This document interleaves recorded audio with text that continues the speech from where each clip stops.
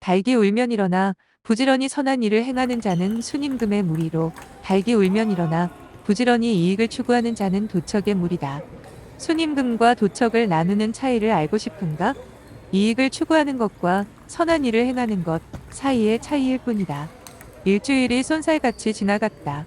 오랜만에 금요리그를 11명 저랑 쳤어. 5판 3승제 쳤어요, 11점제를 예. 운영할 수 있었다. 주어진 3시간 안에 모든 경기를 마쳐야 했기에 5세트는 될 수 없이 5점을 먼저 내는 사람이 승리하는 것으로 정했다. 모두에게 아쉽지만 듀스 접전이 오래 갈 수 있기 때문이다. 주어진 환경에 적응하는 것도 게임의 한 부분이다. 축구에서 반칙도 경기의 일부분이듯이 말이다. 1등은 김주현 전승으로 우승했다. 2등은 권장희 8승 1패 김주현과 2대2. 마지막 5세트 5점까지 접전이었다. 3등은 정용기 6승 3패 김주현, 권장희, 김신혜에게 졌다. 오늘은 정용기 씨의 컨디션이 좋았다. 금요리그는 매주 금요일 오후 7시부터 10시까지 진행한다. 공지는 수요일 오후 12시에 올리고 있다. 매번 새로운 멤버들이 오고 있다. 다양한 상대를 만나 시합할 수 있어서 좋다. 금주는 호계체육관이 빈틈없이 가득했다. 장애인 탁구 모임도 학예 휴가를 마치고 다시 시작했다. 타지역 탁구 동호인이 7탁을 빌리면서 늦게 온 탁사랑은 자리를 잡지 못할 뻔했다. 앞으로 이런 일은 자주 일어날 것이다. 예상했던 일이지만 리그를 운영하는 입장에서 당황스러운 일이었다. 토요일 아침 7시 지연숙 코치의 레슨을 받았다. 레슨은 습관을 만드는 과정이다. 매번 똑같이 반복되는 일이지만 내 몸의 변화를 조금씩 느낄 수 있었다. 20분이란 시간에 습관을 만드는 것은 쉽지 않다.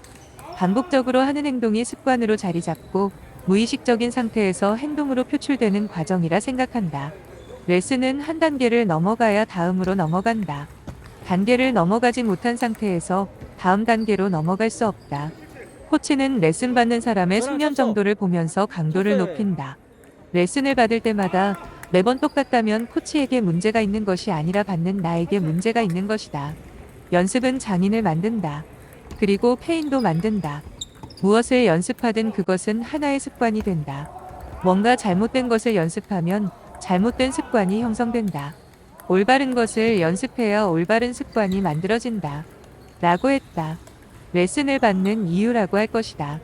첫째는 올바른 습관을 형성하는 것이고 둘째는 어떤 위치에서도 올바른 자세를 유지하기 위해서일 것이다. 오늘은 레슨 강도가 한 단계 높아졌다. 레슨을 마치고 오랜만에 김지환 씨와 시합을 했다. 한 판은 졌고 한 판을 이겼고 마지막 결승전은 내가 졌다. 처음 지환 씨와 시합을 할 때 서비스를 제대로 넘기지 못했다. 팽회전 서비스를 받아내지 못하면서 판판이 지고 말았다. 그러나 지금은 서비스 때문에 저랑 지지는 쳤어. 않는다. 긴 쳤어요, 팔로 예. 오른쪽 왼쪽 휘저으면서 깊게 박아 넣는 공격력. 상대의 공격에 대응하는 수비력. 상대적으로 범실이 적은 것도 승리의 요인이라 할 수 있겠다. 오늘은 센탁에서 디비전 리그 T5가 있었다. 디비전 리그는 T2, 전문 선수 그룹, T3, 선수, 2부, T4 3부, 4부, T5 5부, T6 6부 이하로 구분해 모든 동호인들이 참여할 수 있다. 신청을 하려면 3명이 한 팀을 구성하며 팀별로 진행한다. 센탁에서는 장수익, 김지환, 남태희 선수가 출전했다. 공영창 매니저가 유튜브 라이브 방송을 했다.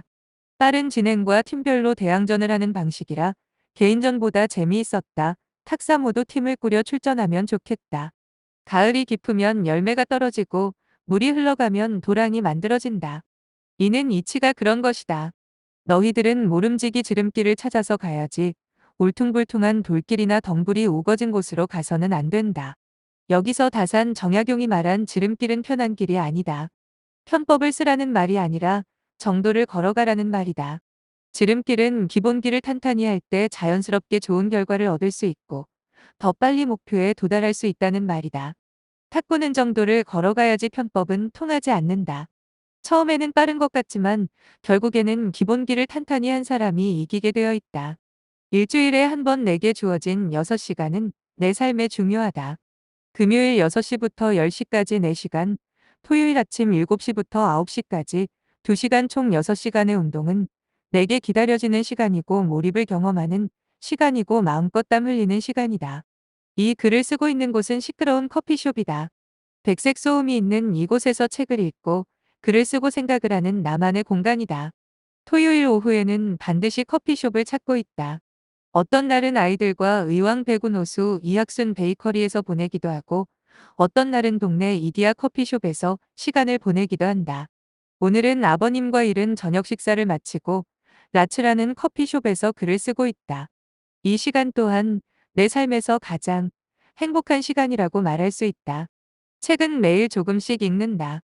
정해놓고 일주일에 한 권은 읽어야지 생각하지 않지만 보통 일주일에 한 권은 읽게 된다. 책을 읽는 것도 습관이다. 한 번 들여진 습관이 중요하듯이 이제는 책 없이 살 수 없는 사람이 되었다. 내가 본격적으로 책을 읽게 된 것은 탁사모의 권장이 소장님의 탓이다. 우리 집 아이가 초등학교 4학년 12살인데 3살 때의 일이다. 저녁에 탁구를 치고 집에 돌아와 텔레비전 앞에 앉으면 3살 아들이 내게 다가와 같이 텔레비전을 보았다. 어느 날 세상을 바꾸는 시간에 권장희 소장님이 출연했고 게임의 위해성에 대한 이야기를 했다.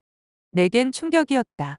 그 후로 거실에 있던 텔레비전을 작은 방에 넣어 보지 않게 되었고 거실은 책장을 배치했다. 책을 구입해 책장에 꼽아두면서 독서를 시작했다. 습관을 들이기 위해 독서 모임을 찾아다녔고 탁구보다는 독서에 집중하는 시간을 가졌다. 그렇게 미친놈처럼 독서에 매달렸다. 3년 동안 1000권 독서에 집중했고 하루에 한 권씩 책을 읽어나갔다.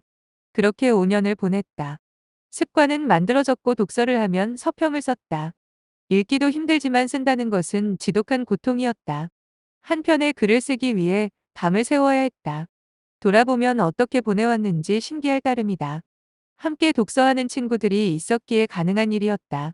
내 글을 읽은 분들이 가끔씩 묻는다. 어떻게 그렇게 긴 글을 매주 쓸 수 있는지 놀랍다고 한다. 습관은 그런 것이다. 한 번 들여진 습관은 불가능한 것을 가능하게 만들고 감히 생각할 수 없는 일들이 누군가에게는 쉽게 완성된다. 지난주는 짧지만 긴 여행을 다녀왔다. 8월 14일 노무현 대통령의 생가 봉하마을과 문재인 대통령의 생가 평산마을, 대구 김광석 거리를 다녀왔다. 노무현 생가는 자주 다녔던 곳이고 평산마을은 처음 간 곳이었다. 차에서 내리지 못했다. 대통령의 집으로 들어가는 진입로에는 입에 담지 못할 욕과 간담이 서늘해질 정도로 난잡한 마귀 복장을 한 극우주의자들이 털을 잡았고 길을 막고 있었다. 여기는 지옥이구나. 이곳에는 사람이 없구나. 순간든 생각이었다. 차를 적당한 곳에 세우고 나 혼자 근처로 다가갔다. 경찰들이 계속 증언되고 있었다. 나도 의무 경찰 출신이라 근무 중인 경찰에게 물었다. 매일 이렇게 모입니까? 답이 돌아왔다. 주말에는 더 많고 심합니다. 평일에도 계속 이렇습니다.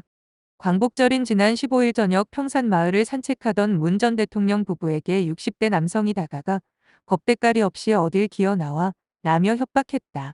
김정숙 여사가 밤늦은 시간 경찰서를 찾아와 고소함으로 구속되었다.